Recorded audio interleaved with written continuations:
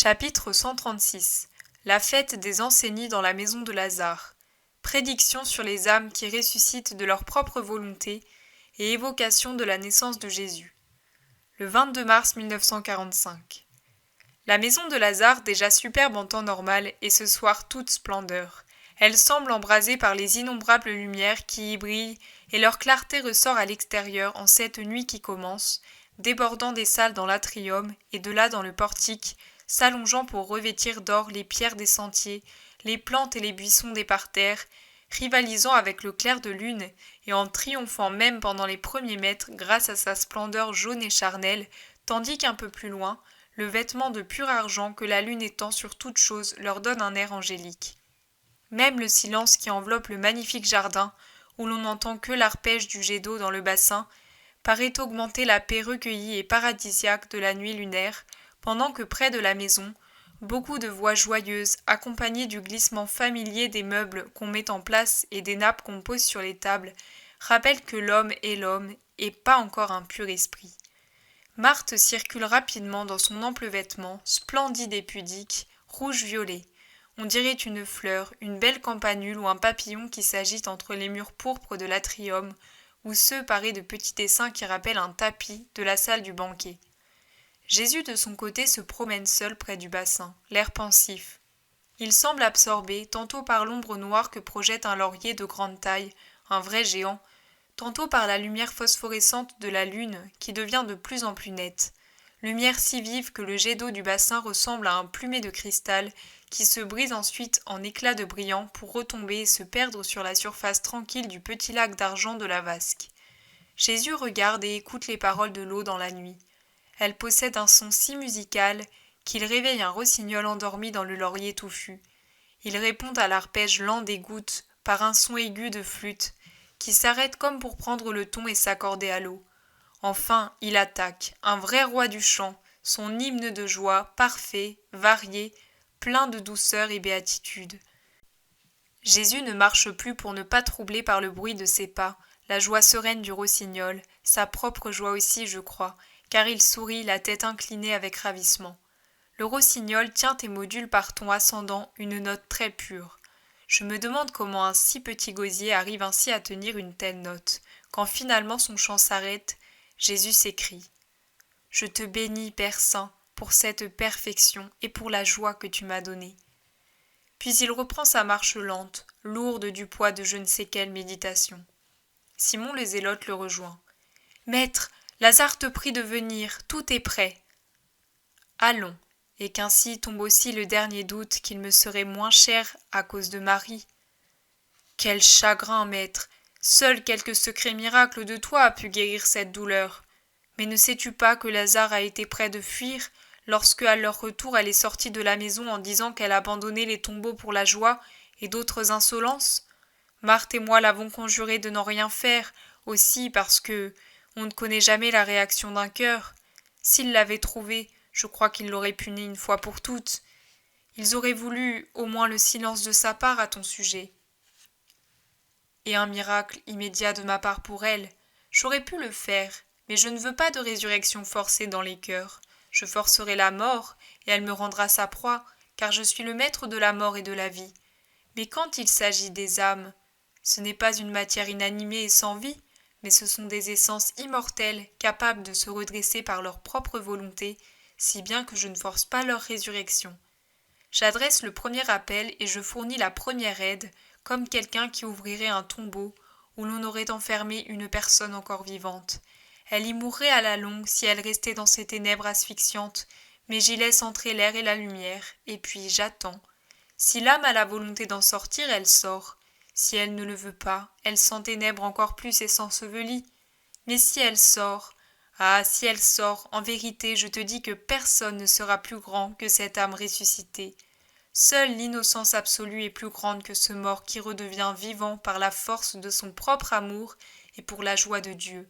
Ce sont là mes plus grands triomphes. Regarde le ciel, Simon. Tu y vois des étoiles plus ou moins grandes et des planètes de différentes tailles. Toutes possèdent vie et splendeur grâce à Dieu qui les a faites, mais toutes n'ont pas la même splendeur et la même taille. Dans mon ciel également, il en sera ainsi. Tous les rachetés posséderont par moi la vie, et par ma lumière la splendeur. Mais tous n'auront pas une égale splendeur, une égale grandeur. Certains ne seront qu'une simple poussière d'astres, comme celle qui compose la Voie lactée. Ceux-là seront les innombrables qui, du Christ, auront eu, ou plutôt auront aspiré le minimum indispensable pour n'être pas damnés, et qui parviendront au ciel uniquement grâce à l'infinie miséricorde de Dieu, après un long purgatoire. D'autres seront plus brillants et plus formés. Ce seront les justes qui auront uni leur volonté, note bien leur volonté, pas leur bonne volonté, à la volonté du Christ, et auront obéi à mes paroles pour ne pas être damnés. Puis il y aura les planètes, les volontés bonnes, ô, d'une splendeur inouïe. Leur éclat sera celui du diamant, pur, ou celui des gemmes de diverses couleurs, le rouge de rubis, le violet de l'améthyste, le blond de la topaze, la blancheur éclatante des perles, ceux qui auront fait preuve d'amour jusqu'à en mourir, ceux qui auront embrassé la pénitence par amour, ceux qui auront agi par amour, ceux qui par amour seront restés sans tache. De plus, parmi ceux que représentent ces planètes, et ce seront mes gloires de rédempteurs, certains auront en eux la lumière du rubis, de l'améthyste, de la topaze et de la perle, parce que tout en eux sera amour. Ils se seront montrés héroïques pour arriver à se faire pardonner de n'avoir pas su aimer plus tôt, pénitents pour s'imprégner d'expiation, de même qu'Esther, avant de se présenter à Assuérus, s'imprégna de parfums infatigables pour faire en peu de temps, le peu de temps qu'il leur reste, ce qu'ils n'ont pas fait au cours des années qu'ils ont perdues dans le péché, purs jusqu'à l'héroïsme pour oublier jusque dans leurs entrailles, pas seulement en leur âme et pensée, que leur sens existe. Ce seront eux qui attireront par leur splendeur multiforme les yeux des croyants, des purs, des pénitents, des martyrs, des héros, des ascètes, des pécheurs, et pour chacune de ces catégories, leur splendeur sera parole, réponse, invitation, assurance. Mais allons, nous parlons et là-bas on nous attend. C'est que, lorsque tu parles, on oublie d'être vivant. Puis-je dire tout cela à Lazare ? Il me semble qu'il y a là une promesse. Tu dois le lui dire. La parole de l'ami peut se poser sur leurs blessures, et ils ne rougiront pas d'avoir rougi devant moi. Nous t'avons fait attendre, Marthe, mais je parlais à Simon des étoiles, et nous avons oublié toutes ces lumières. Vraiment, ta maison est un firmament ce soir. C'est non seulement pour nous et les serviteurs que nous avons fait de telles illuminations, mais aussi pour toi et pour tes amis nos hôtes. Merci d'être venu pour la dernière soirée. C'est maintenant la vraie fête de la purification. Justement, Marthe voudrait en dire plus, mais elle sent les larmes qui lui montent aux yeux, et elle se tait. Paix à vous tous, dit Jésus en entrant dans l'atrium où brillent des dizaines de lampes d'argent toutes allumées et disposées un peu partout. Lazare s'avance, souriant.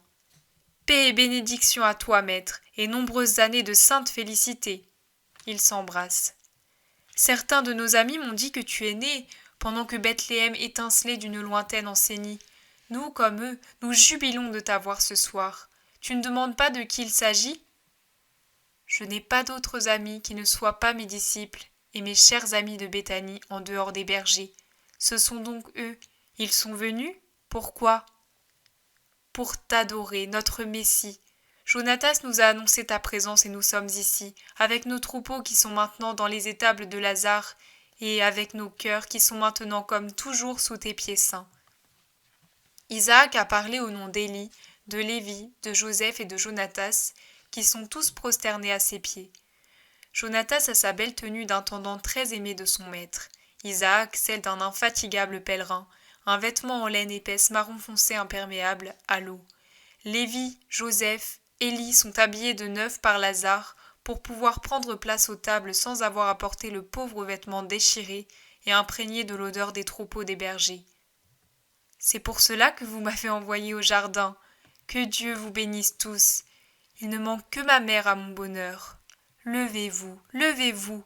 C'est mon premier anniversaire en l'absence de ma mère, mais votre présence m'enlève toute tristesse, toute nostalgie de ces baisers. Tout le monde entre dans la salle du banquet. Ici, la plupart des lampes sont en or. Le métal est avivé par la lueur de la lumière, et la lumière semble plus brillante, réfléchie par tant d'or. La table a été disposée en U pour faire place à tant de convives et pour faciliter le travail des trancheurs et des serveurs. En plus de Lazare, il y a les apôtres, les bergers et Maximin, le vieux serviteur de Simon. Marthe surveille la répartition des places et voudrait rester debout, mais Jésus s'y oppose. Aujourd'hui tu n'es pas l'hôtesse, tu es la sœur, et tu prends place avec moi comme si nous étions du même sang. Nous sommes une famille. Les règles tombent pour laisser place à l'amour. Ici à côté de moi, et près de toi, Jean. Moi avec Lazare. Mais donnez-moi une lampe. Qu'entre Marthe et moi une lumière veille, une flamme pour celles qui sont absentes, mais présentes à notre esprit, pour celles que nous aimons, que nous attendons, pour les femmes qui nous sont chères, mais loin d'ici. Pour toutes, la flamme a des paroles lumineuses, l'amour a des mots enflammés, et elles vont loin, ces paroles, sur les ondes immatérielles des âmes qui se retrouvent toujours au-delà des monts et des mers, et apportent baisers et bénédictions. Elles apportent tout, n'est-ce pas vrai ? Marthe pose la lampe là où Jésus le veut, à une place qui reste vide. Et Marthe, comprenant son intention, se penche pour embrasser la main de Jésus qui la pose sur sa tête brune, la bénissant et la réconfortant. Le repas commence. Les 3 bergers sont un peu gênés au début, alors qu'Isaac montre plus d'assurance et que Jonatas ne manifeste aucun embarras. Mais ils s'enhardissent à mesure que le repas avance, et après avoir gardé le silence, ils commencent à parler. Et de quoi doivent-ils parler, sinon de leurs souvenirs ? « Je m'étais retiré depuis peu, dit Lévi, et j'avais tellement froid que je m'étais réfugié au milieu des brebis. Je pleurais, et j'aurais voulu être avec ma mère. Moi, je pensais à la jeune mère que j'avais rencontrée peu avant, et je me disais, aura-t-elle trouvé une place ? Si j'avais su qu'elle était dans une étable, je l'aurais conduite dans notre bercail, mais elle était si délicate, un lys de nos vallées, que j'aurais cru l'offenser de lui dire « Viens parmi nous ». Mais je pensais à elle, et je sentais encore plus le froid en pensant qu'elle devait en souffrir. Te rappelles-tu la lumière de ce soir-là, et ta peur ? Oui, mais ensuite, l'ange, oh ! Lévi, un peu perdu dans son rêve, sourit à son souvenir. Ah, écoutez, mes amis, nous ne savons pas grand-chose et nous sommes mal renseignés. Nous avons entendu parler d'anges, de crèches, de troupeaux, de Bethléem, et nous savons qu'il est galiléen et charpentier. Il n'est pas juste que nous ne soyons pas au courant, nous. J'ai questionné le maître à la belle eau, mais ensuite on a parlé d'autre chose. Celui-ci qui sait ne m'a rien dit. Oui, c'est à toi que je parle, Jean, fils de Zébédée. Tu as un beau respect pour moi qui suis âgé. Tu gardes tout pour toi et tu me laisses grandir comme un disciple borné. Ne le suis-je pas déjà trop ? On rit de l'indignation de Pierre, mais lui se tourne vers son maître. Il rit, mais c'est moi qui ai raison. Et puis s'adressant à Barthélemy, Philippe, Matthieu, Thomas, Jacques et André. Allons, dites-le vous aussi, protestez avec moi. Pourquoi ne savons-nous rien, nous ? Vraiment ? Où étiez-vous à la mort de Jonas ? Et où étiez-vous sur le mont Liban ? Tu as raison, mais pour Jonas, moi du moins, j'ai cru que c'était un délire de mourant et, sur le mont Liban, j'étais fatigué et endormi. Pardonne-moi, maître, mais c'est la vérité. Et ce sera vrai de tant de monde, le monde de ceux qui, bien qu'ayant été évangélisés, répondront souvent au juge éternel pour excuser leur ignorance malgré l'enseignement de mes apôtres. Ce que tu viens de dire, je croyais que c'était du délire, j'étais fatigué et endormi. Et souvent, ils n'admettront pas la vérité, car ils la prendront pour du délire, ou ne s'en souviendront pas en raison d'une fatigue due à trop de choses inutiles, passagères, coupables même. Or, une seule chose est nécessaire, connaître Dieu. Eh bien, maintenant que tu nous as dit ce que nous méritons, raconte-nous les choses telles qu'elles se sont passées. À ton Pierre. Ensuite, je le dirai aux gens. Sinon, je te l'ai dit, de quoi puis-je leur parler ? Le passé, je l'ignore. Les prophéties et le livre, je ne sais pas les expliquer. L'avenir ? Ah, pauvre de moi. Qu'est-ce que je vais annoncer alors ? Oui, maître, que nous aussi nous sachions. Nous savons que tu es le Messie et nous le croyons, mais au moins, pour mon compte, j'ai eu du mal à admettre que de Nazareth il pouvait sortir quelque chose de bon. Pourquoi ne nous as-tu pas fait connaître tout de suite ton passé ?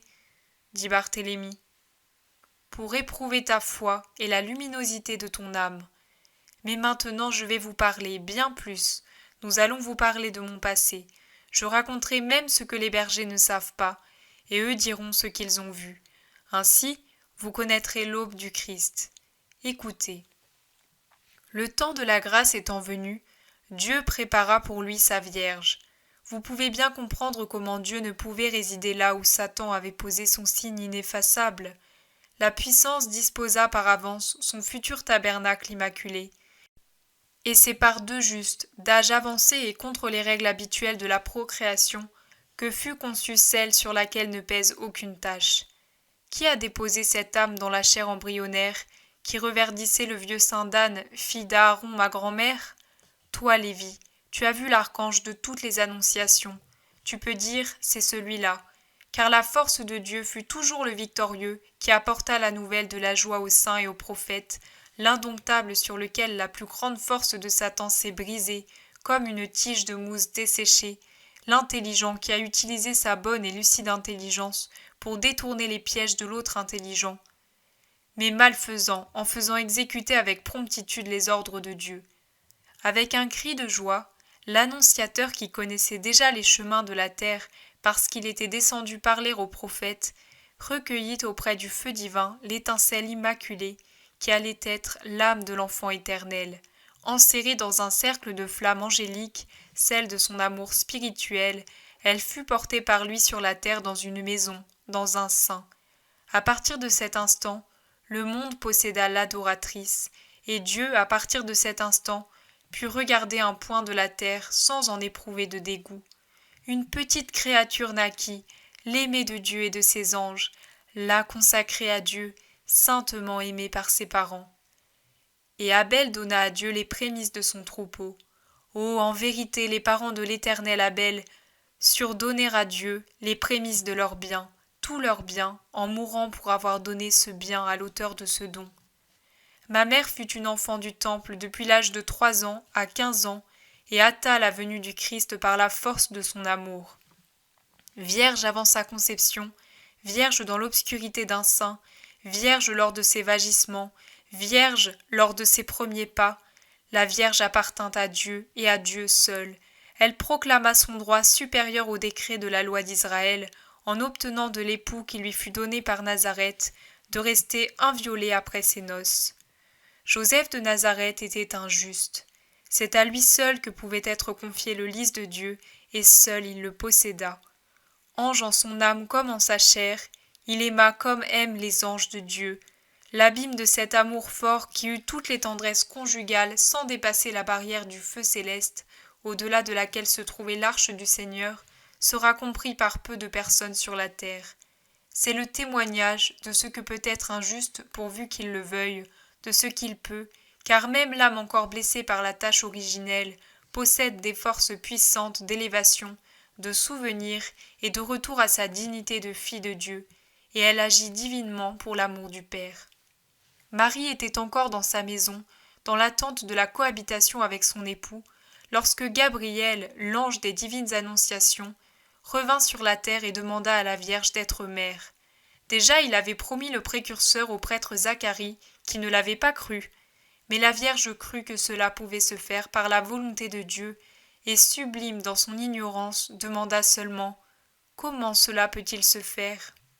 L'ange lui répondit « Tu es la pleine de grâce, Marie, ne crains donc pas, car tu as trouvé grâce aux yeux du Seigneur, même pour ce qui est de ta virginité. Tu concevras et enfanteras un fils auquel tu donneras le nom de Jésus, car c'est lui le Sauveur promis à Jacob et à tous les patriarches et prophètes d'Israël. Il sera grand et vrai fils du Très-Haut, car c'est par l'opération de l'Esprit Saint qu'il sera conçu. Le Père lui donnera le trône de David, comme cela est annoncé, et il régnera sur la maison de Jacob jusqu'à la fin des siècles, mais son vrai règne n'aura jamais de fin. Maintenant, le Père, le Fils et l'Esprit Saint attendent ton obéissance pour accomplir la promesse. Déjà le précurseur du Christ est dans le sein d'Élisabeth, ta cousine, et si tu consens, l'Esprit Saint descendra sur toi, et celui qui naîtra de toi sera saint et portera son vrai nom de Fils de Dieu. Marie répondit alors « Voici la servante du Seigneur, qu'il soit fait de moi selon sa parole. » Et l'Esprit de Dieu descendit sur son épouse et par cette première étreinte lui conféra ses lumières, qui achevèrent de perfectionner les vertus de silence, d'humilité, de prudence et de charité dont elle était remplie, car elle ne fit qu'un avec la sagesse, et désormais inséparable de la charité, l'obéissance, la chaste se perdit dans l'océan d'obéissance que je suis. Puis elle connut la joie d'être mère sans connaître le trouble d'être déflorée. Elle fut la neige qui devint toute fleur et s'offrit ainsi à Dieu. Mais son mari, glisse Pierre étonné. Le sceau de Dieu retint closes les lèvres de Marie, si bien que Joseph ne connut le prodige qu'au moment où, de retour de la maison de Zacharie, son parent, Marie apparut mère aux yeux de son époux. Et qu'est-ce qu'il a fait? Il a souffert, tout comme Marie. Si ça avait été moi. Joseph était un saint, Simon-Pierre. Dieu sait où il dépose ses dons. Il souffrit profondément et décida de l'abandonner, en acceptant d'être lui-même tenu pour injuste. Mais l'ange descendit lui dire « Ne crains pas de prendre chez toi Marie ton épouse, car celui qui s'est formé en elle est le Fils de Dieu, et c'est par l'opération de Dieu qu'elle est mère.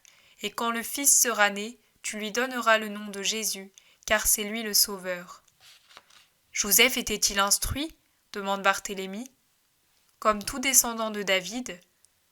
Dans ce cas, il aura été aussitôt éclairé en se souvenant du prophète « Voici qu'une vierge concevra ».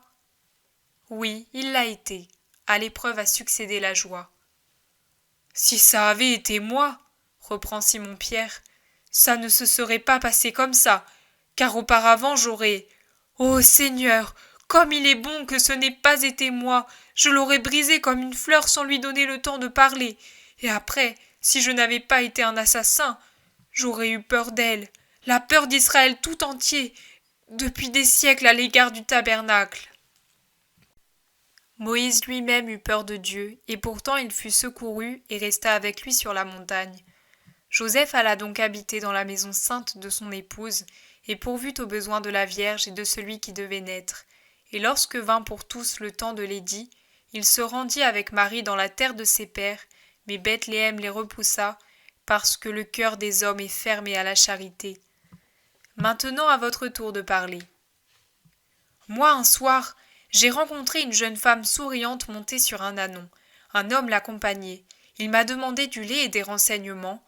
Je lui ai dit ce que je savais. Puis la nuit est tombée, et une grande lumière. Nous sommes sortis, et Lévi a vu un ange près de l'enclos des animaux.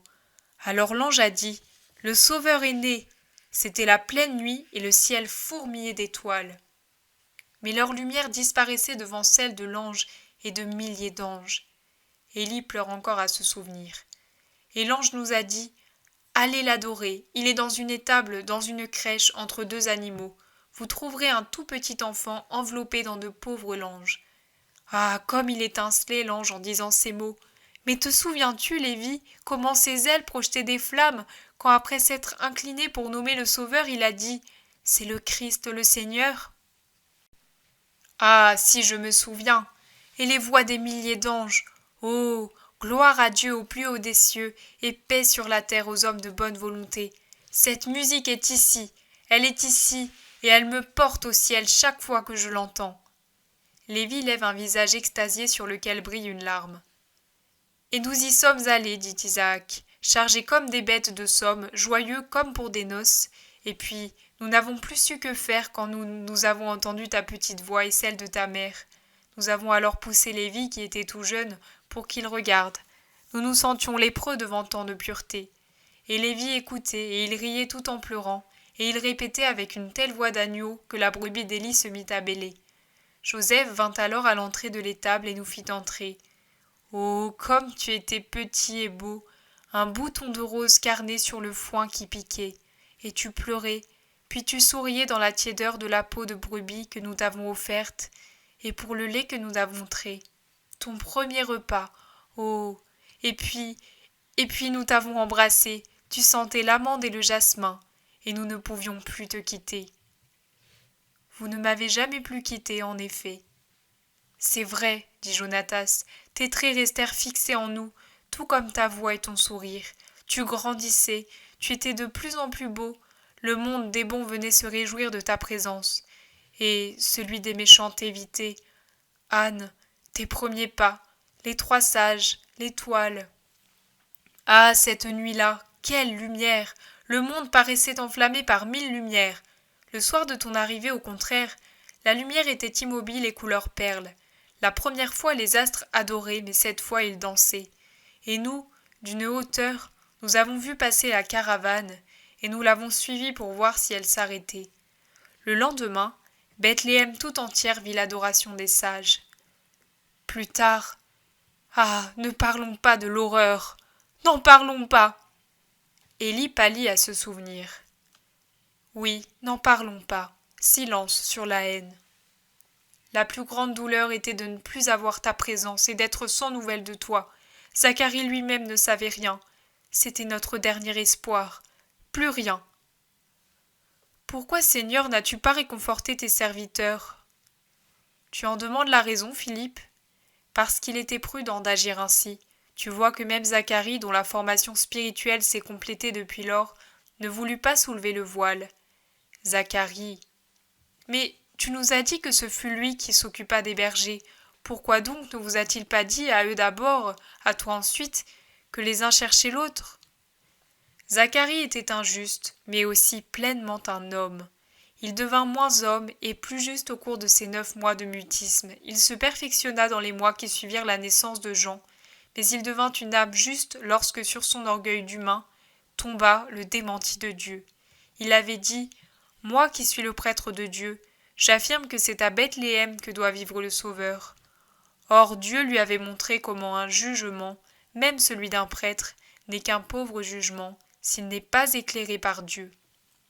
C'est en repensant avec horreur, mes paroles auraient pu faire tuer Jésus, que Zacharie devint le juste qui repose maintenant dans l'attente du paradis. Et la justice lui enseigna la prudence et la charité, charité envers les bergers, prudence à l'égard du monde pour lequel le Christ devait absolument être inconnu. Quand de retour dans notre patrie, nous avons pris la direction de Nazareth, nous avons évité Hébron et Bethléem, avec la même prudence qui désormais guidait Zacharie, et c'est en longeant la mer que nous revînmes en Galilée. Même le jour de ma majorité, il ne fut pas possible de voir Zacharie, parti la veille avec son fils pour la même cérémonie. Dieu veillait, Dieu mettait à l'épreuve, Dieu pourvoyait, Dieu perfectionnait. Avoir Dieu, c'est un effort, pas seulement de la joie. Mon père d'amour connut l'effort, et aussi ma mère d'âme et de chair. Même ce qui était permis fut interdit, pour que le mystère couvre d'ombre le Messie enfant. Que cela explique à beaucoup de gens qui ne le comprennent pas la double raison de l'angoisse de mes parents, quand je fus égaré pendant 3 jours. Amour d'une mère, amour d'un père pour leur enfant disparu, crainte des gardiens du Messie qu'il soit découvert avant le temps voulu, terreur d'avoir mal protégé le salut du monde et le grand don de Dieu. C'est la raison du cri insolite « Mon enfant, pourquoi nous as-tu fait cela? Ton père et moi, angoissés, nous te cherchions. Ton père, ta mère. » Un voile est jeté sur l'éclat du Verbe incarné. Alors vient cette rassurante réponse. « Pourquoi me cherchiez-vous? Ne saviez-vous pas que je dois être aux affaires de mon Père ?» Réponse accueillie et comprise par la pleine de grâce pour ce qu'elle veut dire. En d'autres termes, ne craignez rien, je suis petit, un enfant. Mais si, selon l'humanité, je crois en taille, en sagesse et en grâce aux yeux des hommes, je suis le parfait en tant que fils du Père. Par conséquent, je sais me conduire parfaitement, servant le Père pour faire resplendir sa lumière, servant Dieu en lui conservant le Sauveur. Et c'est ainsi que j'ai agi jusqu'à il y a maintenant 1 an. À présent le temps est venu, les voiles se lèvent, et le fils de Joseph se montre sous sa nature de Messie de la bonne nouvelle, de Sauveur, de Rédempteur, de Roi du siècle à venir. Et tu n'as jamais revu Jean? Au jour d'un seulement, mon Jean, quand j'ai voulu le baptême. En sorte que tu ne savais pas que Zacharie avait rendu service au berger? Je te l'ai dit, après le bain de sang innocent, les justes devinrent saints, les hommes devinrent justes. Seuls les démons restèrent ce qu'ils étaient. Zacharie apprit à se sanctifier par l'humilité, la charité, la prudence, le silence. « Je veux me rappeler tout cela, mais le pourrais-je » dit Pierre. « Sois tranquille, Simon. Demain, je me le fais répéter par les bergers tranquillement. Dans le verger, 1, 2, 3 fois s'il le faut, j'ai une bonne mémoire. Je l'ai développée à mon comptoir et j'en garderai le souvenir pour tout le monde. Quand tu voudras, je pourrai te répéter tout. Je ne tenais pas de compte à Capharnaüm. Et pourtant, dit Matthieu. Oh non, tu ne te trompais pas d'un dit drachme. Je m'en souviens, parfaitement. Je te pardonne le passé et de tout cœur si tu te rappelles ce récit. Et si tu me le répètes souvent, je veux qu'il m'entre dans le cœur comme dans celui des bergers, comme en Jonas. Oh, mourir en prononçant son nom. Jésus regarde Pierre et sourit, puis il se lève et embrasse sa tête grisonnante. Pourquoi, maître, me donnes-tu ce baiser? Parce que tu as été prophète. Tu mourras en prononçant mon nom. J'ai embrassé l'Esprit qui parlait en toi. Puis Jésus entonne un psaume d'une voix forte, et tous debout lui font écho. Levez-vous et bénissez le Seigneur votre Dieu, d'éternité en éternité. Que soit béni son nom sublime et glorieux par toute louange et toute bénédiction. Toi seul tu es le Seigneur, tu as fait le ciel et le ciel des cieux et toute leur armée. La terre et tout ce qu'elle contient, etc. C'est l'hymne chanté par les Lévites à la fête de la consécration du peuple, chapitre 9 du deuxième livre d'Esdras. Puis tout se termine sur ce long cantique. Je ne sais s'il appartient au rite antique ou si Jésus le dit de lui-même.